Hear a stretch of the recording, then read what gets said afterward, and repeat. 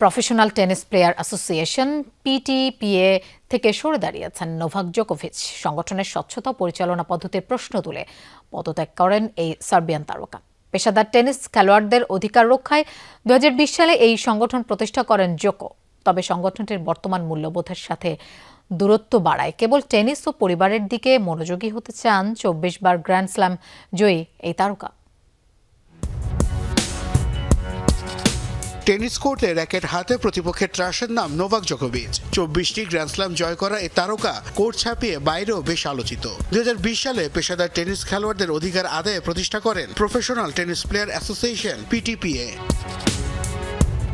মাত্র কয়েক বছরের মাথায় নিজের গড়া সংগঠন থেকে ইস্তফা দেন সার্বিয়ান এই তারকা। সামাজিক যোগাযোগ মাধ্যমে এক পোস্টে নিশ্চিত করেন সংগঠনটির বর্তমান মূল্যবোধের সাথে দূরত্ব বাড়ার কথা। তাই সব বাদ দিয়ে আপাতত খেলা ও পরিবার নিয়েই সময় কাটাতে চান জোকো।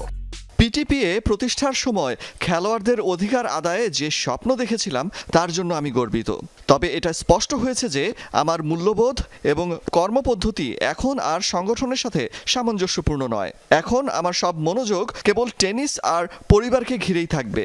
সম্প্রতি এটিপি এবং ডাব্লিউটিএ সহ বিভিন্ন সংস্থার বিরুদ্ধে মামলা ঠুকে দিয়েছিল পিটিপিএ। সেই মামলার বিভিন্ন ক্ষেত্রগুলোতে দ্বিমত ছিল জোকোভিচের। মূলত দৃষ্টিভঙ্গির এই পার্থক্যই তাকে সরে যেতে বাধ্য করলো। তবে সবকিছু পেছনে ফেলে 18 জানুয়ারি থেকে শুরু হওয়া অস্ট্রেলিয়ান ওপেনে পূর্ণ মনোযোগ দিতে চান জোকো।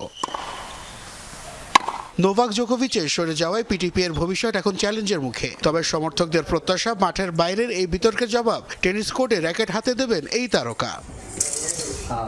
নাসিফ শুভ, যমুনা স্পোর্টস।